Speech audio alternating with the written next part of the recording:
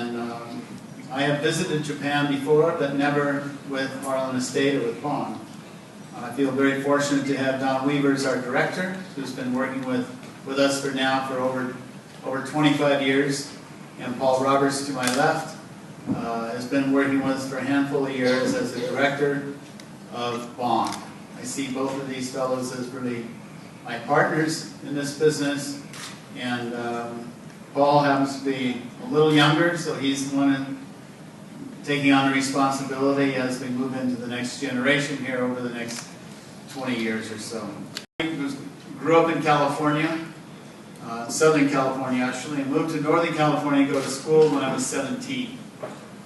And about an hour from where I went to school, I heard there was this place where you can go drink wine.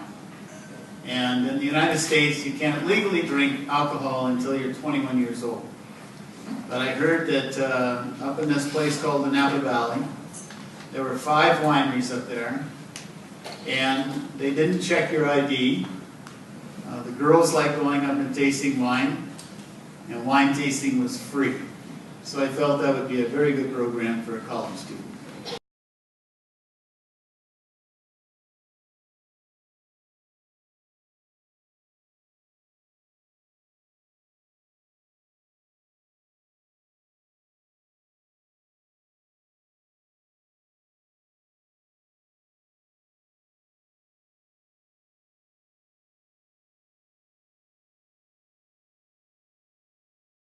That gave me the inspiration that I could actually start my own winery. I didn't have to buy maybe one of the 5 or 6 wineries that were existing in the Napa Valley.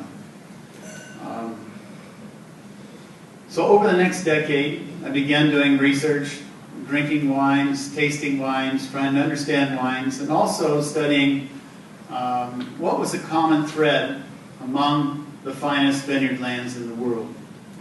And then in 1979, I got a call from Robert Mondavi, who had an idea of starting a wine auction in the Napa Valley. And I had acquired some property in the Napa Valley in the late 70s, and he thought this would be a great place for a wine auction, which would be the common ground for the Napa Valley wine growing community, right in the heart of the Napa Valley in St. Lino. So in 1979, I agreed to look into this, and so he put up a visit for me to go to France. The most important wine auction in the world, which had been going on for many, many generations, took place in Beaune. The wine auction was called the Hospice de Beaune. It was in Burgundy. But he said on this trip he wanted me to visit the important chateaus of Bordeaux and also the Grand Crus of Burgundy. So for 5 weeks I was able to visit the first growths, many of the second growths in Bordeaux, as well as visiting many of the Grand Crus in Burgundy. The host for the Hospice de Beaune that year, 1980, was Robert Drouhin from the Joseph Drouhin winery in Burgundy. At that time, it gave me great clarity, much greater clarity than I had before, of what I really wanted to do. And at that time I decided what I wanted to create was, in quotes, a first growth of California.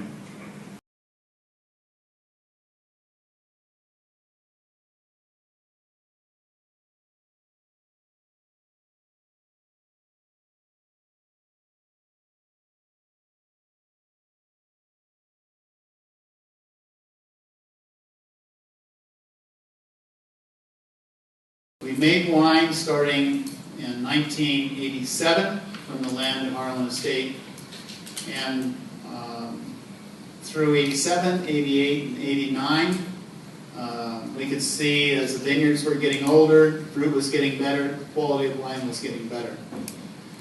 But it wasn't until 1990 we decided that the quality of the wine was getting to the level that we felt could be introduced into the category of the top wines in the world.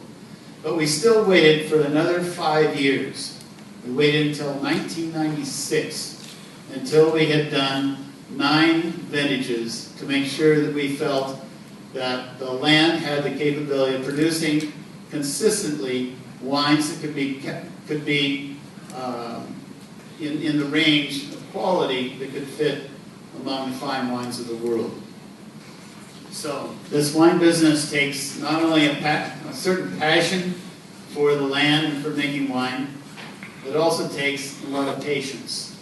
From the time we acquired the land at Haarlan Estate and began planting the vineyards until we sold our first bottle of wine was 12 years.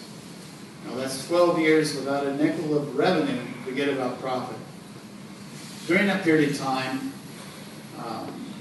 we were making wine that ultimately would become the foundation of Bond. Of those 70 vineyards that we have bought fruit from over the last 30 years, we selected 5 out of 70, and those are the wines of Bond. The name Haarlan comes from my family on my father's side. The name Bond comes from the family name on my mother's side. So a little bit of the philosophy behind Haarlan is it's more like a Bordeaux. Think of a first growth of Bordeaux. The land at Haarlan is a little over 240 acres, 40 of which are planted to Cabernet Sauvignon, Cabernet Franc, Merlot, and Petit Verdot. Haarlan Estate is a single wine, a blend of those 4 varietals. And think of Bond as more of a model like you would see in Burgundy.